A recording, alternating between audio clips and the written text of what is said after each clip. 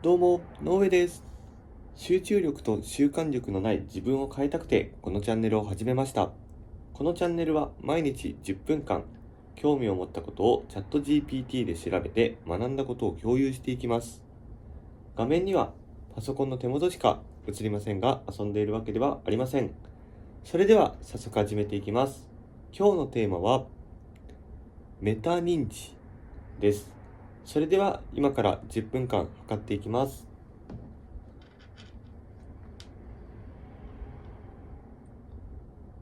はい、それではいきます。よーい、スタート。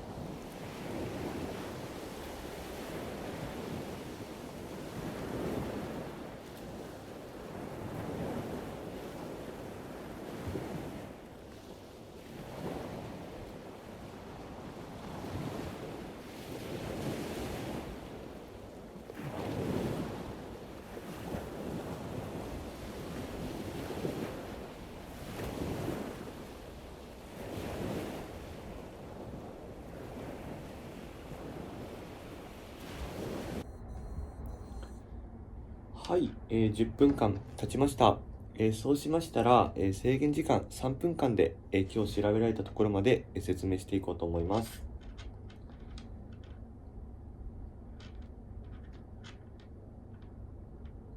はい、それではいきます。よーい、スタート。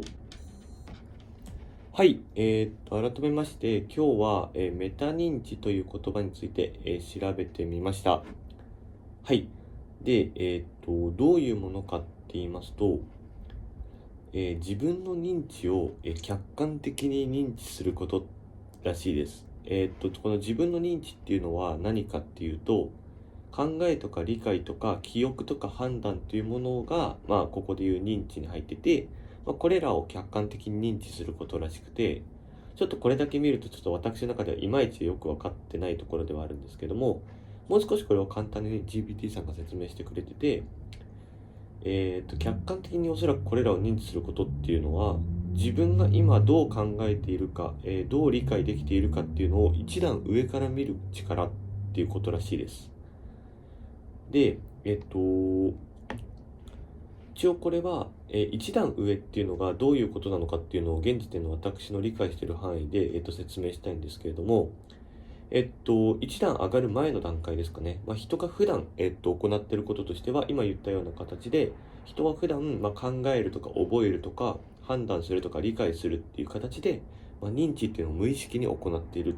らしいんですよね。で、これに対して、メタ認知っていうものが発生する。つまりこの考えるとか覚えるというのを一段上の段階で、考えるようになると、メタ認知が起きるとどうなるかっていうと、この理解は本当に合っているのかとか、これは感情で判断してないか、自分は何を分かっていて何を分かっていないのかっていうことを、要はその思考そのものを観察とか調整するっていうような動き、これがメタ認知らしいんですけども、これが起きるってことで、これが一段上を行ってるっていうものらしいです。で、ちょっとこの中でもちょっとまだ難しいんですけども、例えばなんか例をいくつか GPT さん挙げてくれてて、例えば勉強においてのメタ認知っていうものがどういうものかって考えたときに、これはじゃあ、メタ認知の正解と間違いをこれ説明してくれるように書くんですけど、例えば勉強でのメタ認知として、なんとなく分かった気がする。これは、メタ認知ではないらしいんです。ただ、説明しようとすると詰まる。つまり、理解が浅い。で、こうなってくると、一段上から考えてる。理解が浅いっていうことを説明しようとすると詰まるから、理解が浅い。だから理解浅いよねって感じで、一段上で考えてるから、これはメタ認知に入るみたいな形で、らしいです。会話とかで考えると、今感情的になってるねとか、相手の話を聞かずに反論しようとしているとかっていうのが、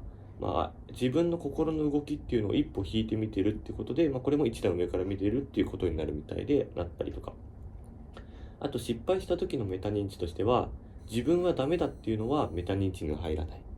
自分がダメだったことによって準備不足だったとか方法が合ってなかったとかっていうふうに、